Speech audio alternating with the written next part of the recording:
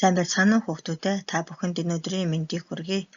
Багш нь та бүхэндээ 3 дугаар ангийн багш нарын монгол хэлний хичээлээр бэлтгэсэн эхийн утгыг ойлгон унших, төсөөлөн бодож үргэлжлүүлэн зохиох хичээлийг хүргэж байна. 2 дугаар сарын 4-ний дэлхийн хичээлээр та бүхэнд ахмадын үгийг дуулж яв, албадын үгийг биелүүлж яв гэсэн зүйр үгийн тайлбарыг бичээрэй гэсэн байгаа. За та бүхэн бичсэн тайлбараа багшийнхаа тайлбартай харьцуулж хараарай. Ахмадын үгийг дуулж яв гэдэг нь өөрөөсөө ахмад настай хүний хэлсэн үгийг дуулууртай сонсох. Албадын үгийг биелүүлж яв гэдэг нь өөрт чинь зориулж үүрэг болгосон зүйлийг биелүүлж явах гэсэн утгатай байх нэ. За өнөөдрийн хичээлээрээ найз шүлгийг уншаад өмнөх хичээлээр үзсэн 2 найз сэдвтэй холбон ярилцъя. Тоогоон бодсноо хуулуулаач гэхээр толгоос ихсрээд тоохгүй байсан. Харин маргааш нь математикийн давталганд хажууд суугаад заагаад өгсөн. Өнөөдөр би тооны шалгалтандаа өндөр цамхаг шиг явлаа. Ойлгож ухаарахгүй хуулсан бол онц дун авахгүй л байж дээ. Үнэн ч сайн найз маань намайг өөрийгөө хуурахаас аварсан байна шүү. За шүлгээ өөртөө нэг уншаарай.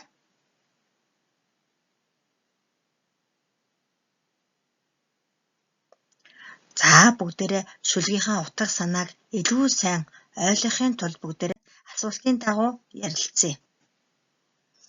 За асуулт 1. Энэ шүлгийг хулан номин 2-ын хэнд нь уншиж өгч болох вэ? Яагаад? За асуултанд дор бүрнээ хариулаарай. За хэрхэн хариулж болох вэ хүүхдүүдээ? Энэ шүлгийг хуланд уншиж өгч болно. Яагаад гэвэл номин хулан найзынхаа тусламжтайгаар өөрийнхөө алдааг ойлгож хичээлдээ амжилт гаргасан. За асуулт 2. Шүлгийн тодруулсан хэсэг нь чамд тохиолдсон ямар явдлыг санагдуулж байна вэ?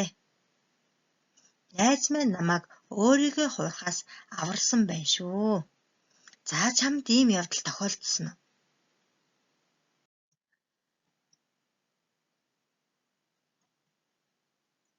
Өөрийгөө хуурна гэдэг чинь юу гэсэн үг вэ хүүхдүүдээ? Зүйтэй. Чи мэдэхгүй чадахгүй зүйлээ өөр нэг найзаасаа хуулчаад багштай үзүүлэх нь багшийгаа хуурч байна уу? Өөрийгөө хуурч байна уу?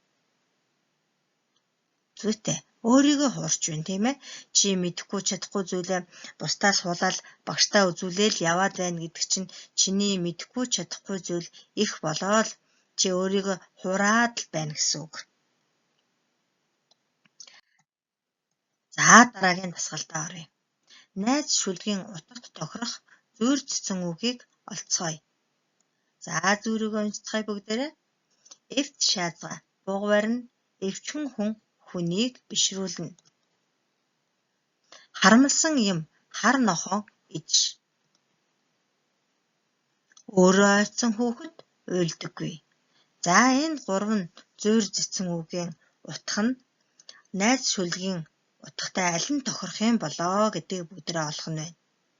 За тэгвэл одоо аль нь вэ гэдгийг олохын тулд мэдээж зүйр үг болгоны утгыг тайлбарыг сайн мэдэж байх нь чухал байх нь байна. За эвт шаазга бугвар нь эвчхэн хүн хүнийг бишрүүлнэ гэсэн зүйр үгийн утгыг ер нь юу гэж бодож байна? Дотроо төсөөлөөрэй. За өөрийнхөө төсөөллийг та нарын тайлбартай харьцуулан уншаарай. Эвтэй найрамдалтай нэгэн хүсэл сонирхолтой байвал юу ч дийлж хийж бүтээх агуу их хүчтэй болно гэсэн утгатай юм байна. За дараагийн зүйр үгийг хараарай. Харамлсан юм хар нохоон иж гэдгийг чи ер нь хэрхэн тайлбарлах вэ? За өөрийнхөө тайлбарыг дараах тайлбартай харьцуулаарай. Бусдаас харамлан дарсан юм нь хүнд ч хэрэггүй болж өнгөрөх гэсэн утгатай юм байна.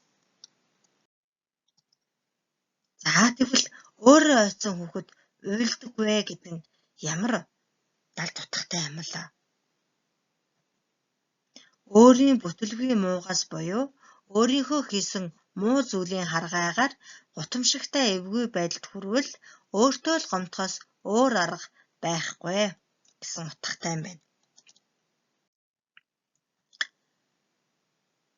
За одоо тэгвэл бүгдээрээ эвч шаазгаа буг барина, эвчхэн хүн хүнийг бишрүүлнэ гэсэн зүүр үгээ бүгдээрээ найз шүлгийн утгатай тохируулан ярилцъя.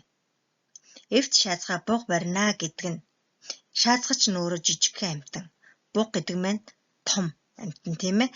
Тэгвэл ягаад эвтэй байснараа бугыг барьж чадчихагаан болоо гэвэл хулан номин хоёр найзууд нэг нэгнээ ойлгодог. Тийм учраас хулан номин найзтай зүгээр нэг өөрийнхөө хийсэн, өөрийнхөө бодсон бодлогыг хуулуулахыг хүсээгүй.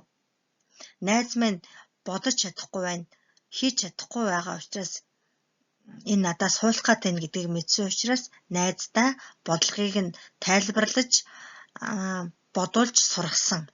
Ингэснээрээ найз нь математикийнхаа шалгалтанд A үнэлгээ авсан байна. Эвчхэн хүн хүнийг бишрүүлнэ гэдэг нь хулан яса найзынхаа бодлогыг бодож өгснөөр номин найз нь шалгалтандаа A үнэлгээ аваад хулан найздаа маш их талархаж хулан найзаараа бахархсан байна.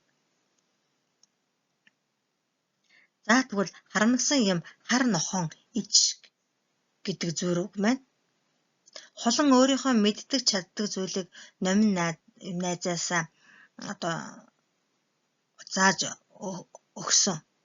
Хэрвээ муухай зантай харамлсан бол мэдээж номиндоо зааж өгөхгүй яах байсан. Гэтэл хуланд тийм зам байгаагүй. Өөрөө ойцсон хүүхэд уйлдаггүй гэдэг чинь ямар утга санаатай байлаа?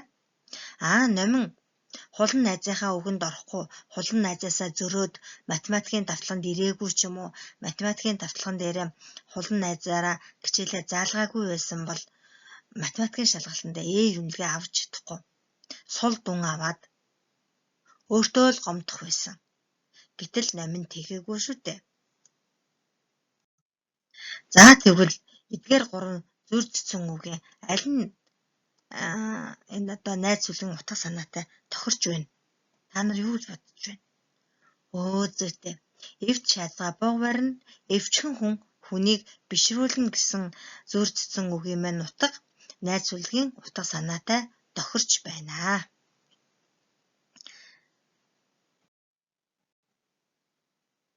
За гэрийн даалгаварт 1 дугаарт талархлын захидал бичээрэй. Хинт бичих вүлээ хүүхдүүдээ? Номинд бичиж болно, эсвэл хуланд бичиж болох нь байна. 2 дугаарт зүр цэцэн үгээ тайлбартай тогтоож өөрийн болгоорой. Анхаарал хандуулсан та нартай баярлалаа.